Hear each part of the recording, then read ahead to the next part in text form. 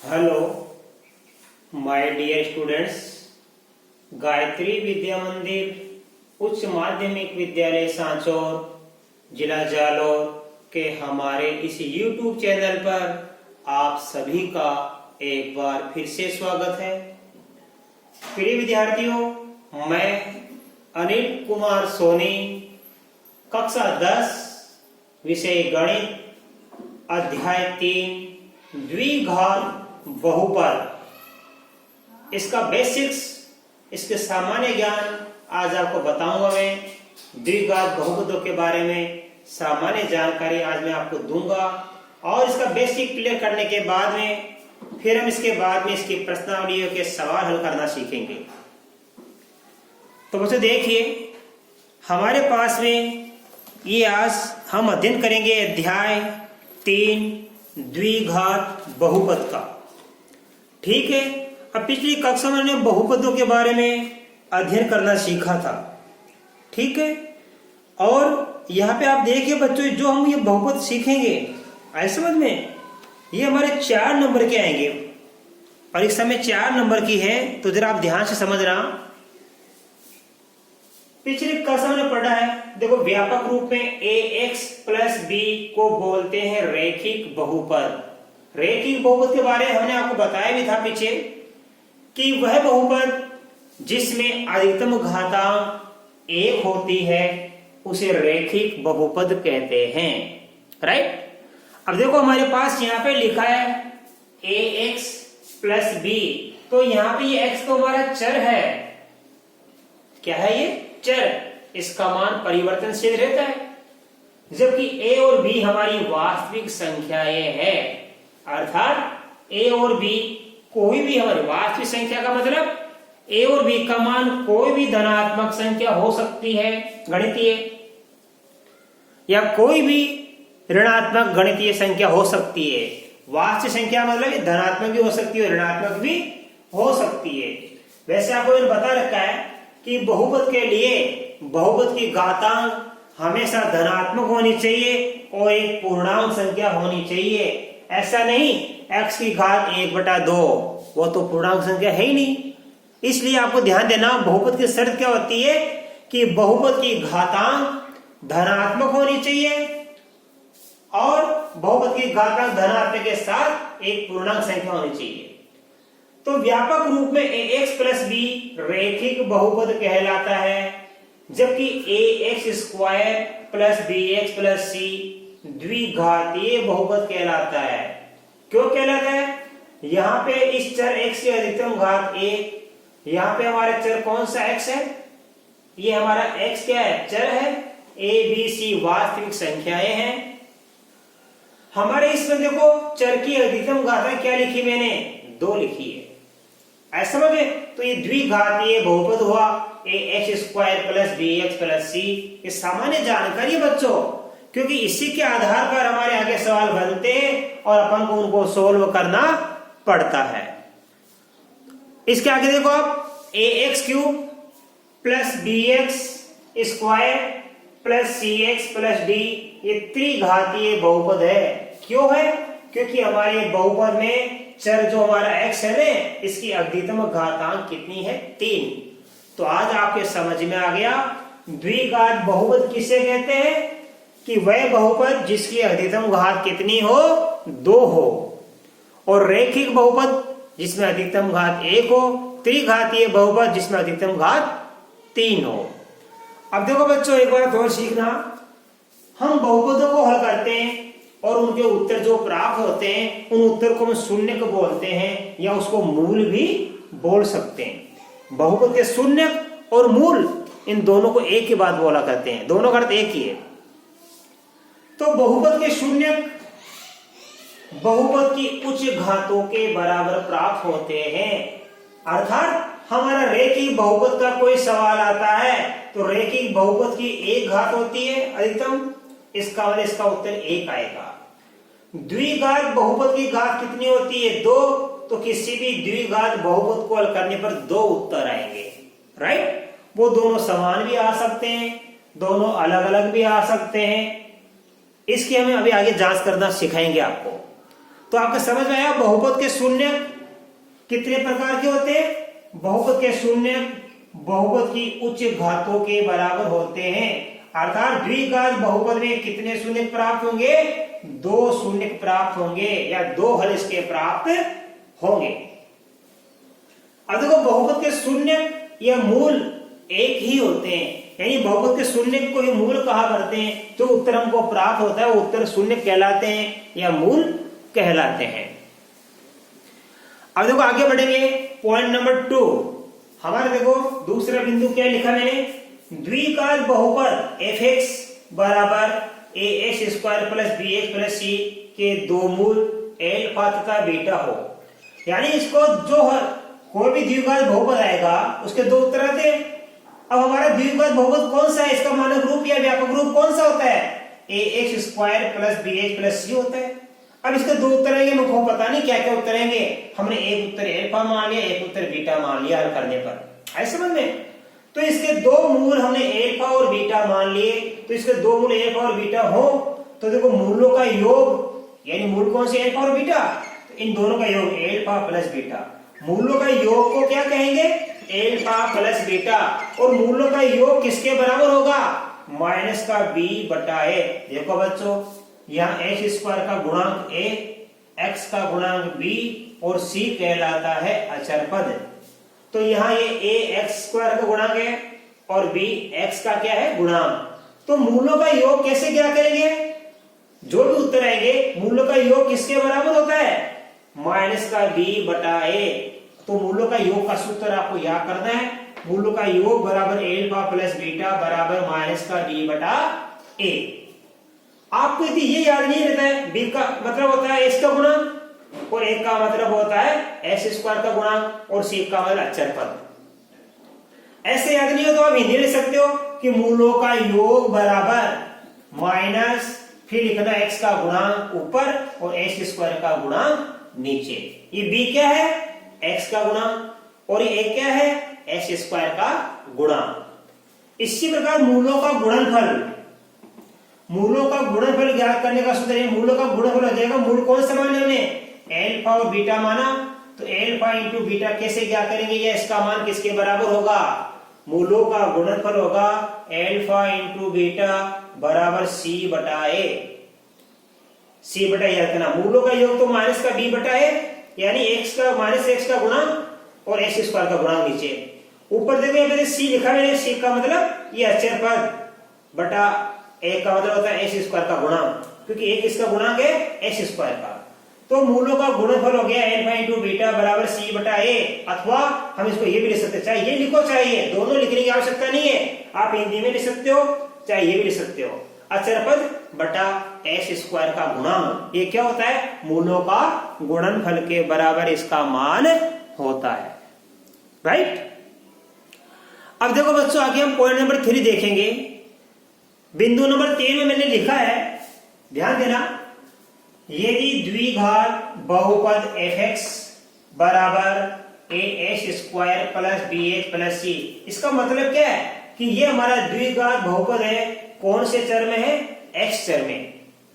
y भी आ सकता है तो y चर हो जाएगा। इस चर तो काफी होते हैं, a b c d, काफी दो x और y चर होता है। तो यहाँ पे ये हमारा जो बहुपद है ये द्विघात बहुपद x चर में है। अब इस f(x) मान लो f(x) का मान क्या है? 0। ये पूरा का पूरा मैं क्या रख दूं? ये 0, ये लो। तो ax² plus bx plus c बराबर क्या हो गया? 0। ये होता है द्विघात समीकरण का मानक रूप। क्या होता है ये? यहां से लेके मानक रूप किसका होता है? द्विघात समीकरण का। तो आप ध्यान देना, अच्छे से समझना दोबारा से।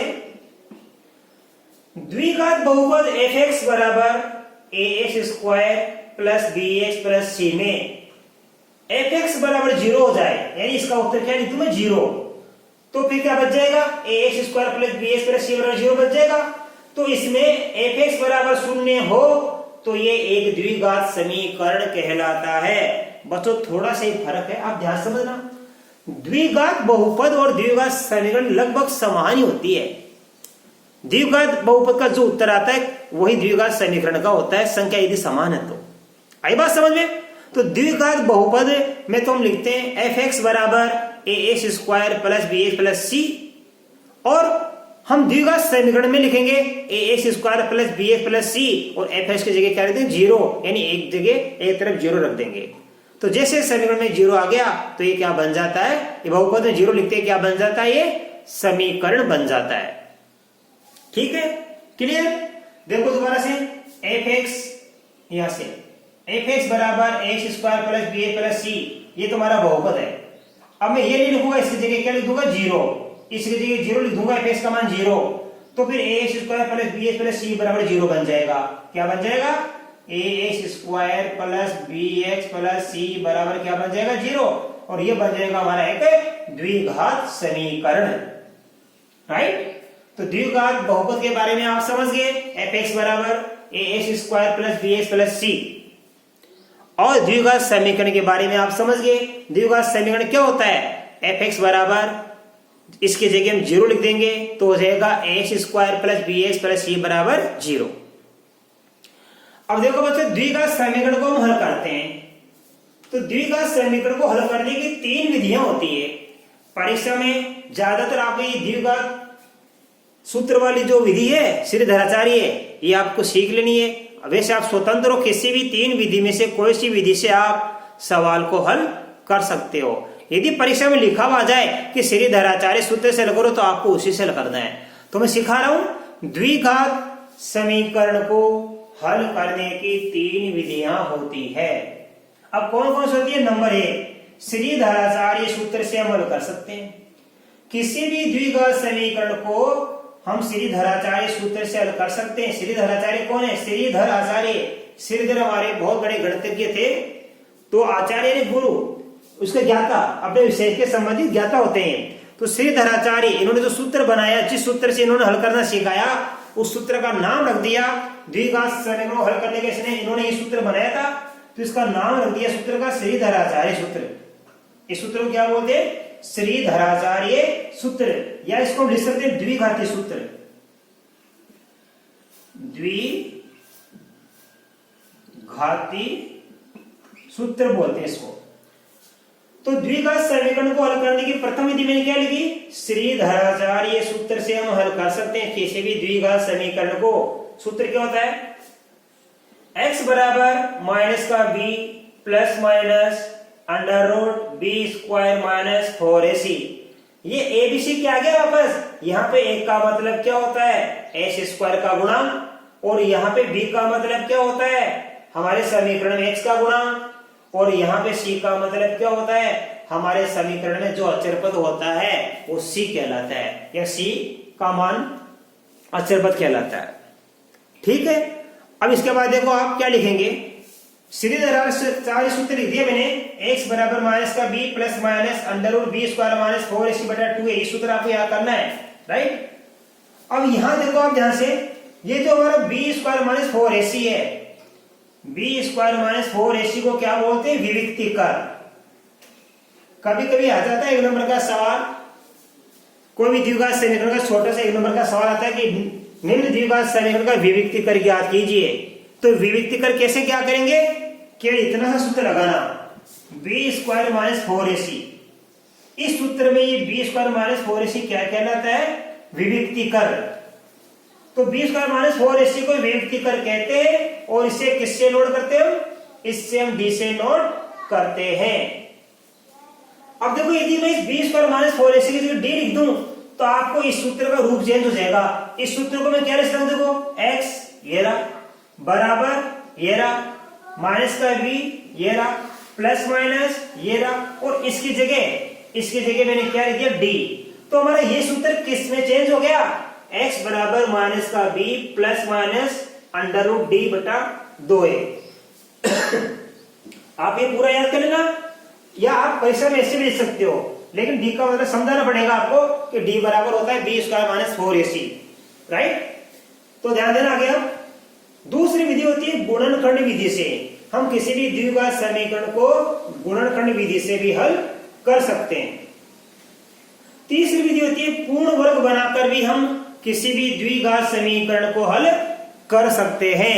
अब पूर्ण वर्ग बनाकर कैसे हल करते हैं, मैंने विधि लिख दी है। जैसे जैसे बच्चों पर आगे बढ़ेंगे, सवाल आएंगे, सवाल बताएंगे, तो ये कंसेप्ट जो आपका ये सारे आप सूत्र या जो भी मैंने नियम लिखे इनको अच्छी तरह आप याद करना है एक बार। आज हमारे सवाल हल करने में देखो ये बहुत फायदेमंद रहेगी, तो इसको आप पहले याद करना।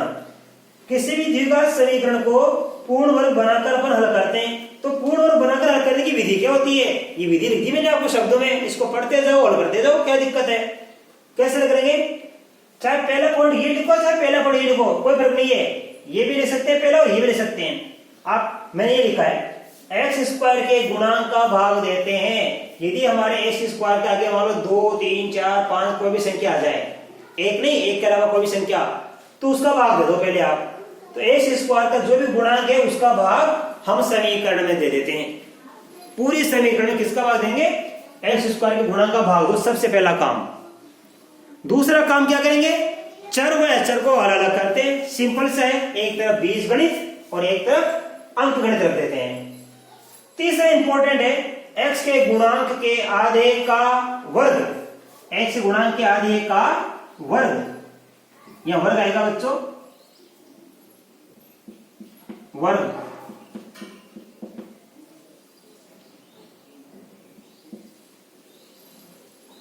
ये इसको 3 टुकड़ों में बांट लो आप, देखो ध्यान से, पहले एक्स का गुणांक, फिर उसका आधा कर देना, फिर उसका वर्ग कर देना।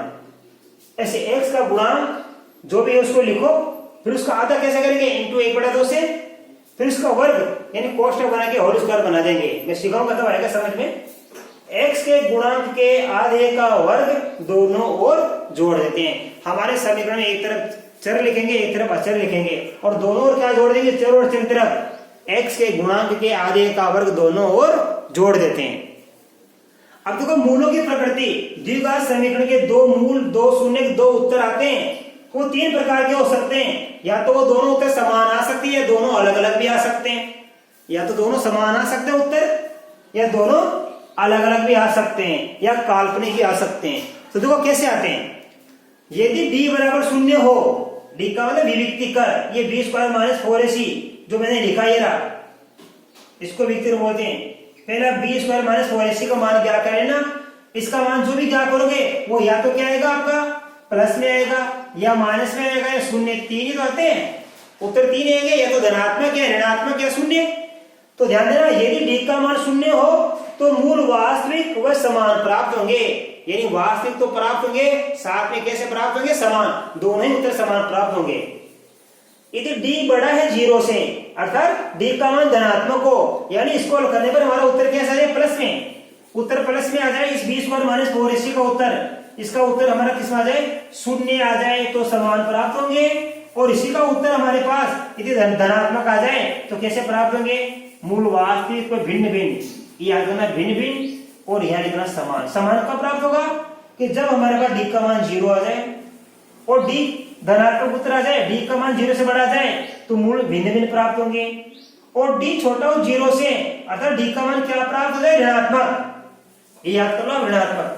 यदि हमारे b स्क्वायर माइनस 4ac का हल करने पर उत्तर क्या आ जाए, माइनस में प्राप्त हो जाए, तो मूल कैसे प्राप्त होंगे, काल्पनिक, अर्थात यहाँ पे इनका अस्तित्व संभव नहीं होगा। इस प्रकार की कंडीशन में हमारे इस द्विघात समीकरण के मूलों का अस्तित्व संभव नहीं है, हम उन्हें ज्ञात नहीं कर सकते। ठीक है, तो ये तो कि हमारे ध्यान से समझना द्विघात समीकरण के बारे में, इसको हल करने की विधियां मैंने आपको सिखा दी, इसके उत्तर जो आएंगे उनकी पहचान सिखा दी कि इसके उत्तर या मूल कितने प्रकार के प्राप्त होंगे, 3 प्रकार के, या तो प्राप्त होंगे समान या भिन्न भिन्न या काल्पनिक। तो आपको ध्यान देना है, यदि 0 आ जाए तो समान d का मान, यदि प्लस में आ जाए तो क्या होगा, यहाँ पे भिन्न भिन्न, भिन्न भिन्न प्राप्त होंगे, और ऋणात्मक आ जाए तो मूल कैसे होंगे, काल्पनिक, यानी मूलों का अस्तित्व संभव नहीं है। अब देखो 6वां बिंदु क्या लिखा मैंने, द्विघात समीकरण कैसे बनता है। अपने इंग्लिश में एक टॉपिक आता है फ्रेमिंग क्वेश्चन, यानी उत्तर दिए हुए आएंगे और उसका प्रश्न बना हुआ, पहले आता था, जैसे भारत के प्रधानमंत्री श्रीमान नरेंद्र मोदी हैं, ये उत्तर हो गया, इसका प्रश्न क्या होगा कि भारत के प्रधानमंत्री कौन है, आज समझ में। तो ऐसे हमारे इस द्विघात समीकरण में आएगा, कभी कभी मूल दिए हुए आएंगे यानी उत्तर दिए हुए आएंगे तो उसका प्रश्न बनाओ यानी उसका समीकरण बनाओ। समीकरण कैसे बनेगा ध्यान देना, मूल एक और बीटे बनेंगे तो द्विघात समीकरण बनेगा के यहाँ लिखना एक्स स्क्वायर माइनस यहाँ मूलों का योग और यह मूलों का गुणनफल। आप इसको हिंदी में लिख सकते हो। देखो यहाँ गया के बड़ा कोष्टक एक्स स्क्वायर माइनस छोटे कोष्टक में मूलों का योग अल्फा प्लस बीटा, ये एक्स से गुणा प्लस मूलों का गुणनफल। आप इसको हिंदी में लिख सकते हो। ये के एक स्थिरांक होता है, ठीक है, इसका स्थिरांक होता है ये एक्स स्क्वायर माइनस, देखो ये मूलों का योग आप हिंदी में याद कर सकते हो, मूलों का योगफल गुणा कर देंगे एक्स से प्लस मूलों का गुणनफल और बराबर 0। चाहे तो आप हिंदी में याद कर लो, चाहे आप ऐसे सूत्र के रूप में से याद कर लो अल्फा प्लस बीटा। तो बच्चों आज मैंने इसका बेसिक सिखाया आपको द्विघात बहुपदों के बारे में, और मैं आशा कर सकता हूं कि आपको बड़े अच्छी तरीके से समझ में आएंगे। आप इसको कंटिन्यू पढ़ो और इसको अच्छे से याद करो। इसके बाद कल मैं आपको इससे संबंधित सवालों को हल करना सिखाऊंगा। धन्यवाद।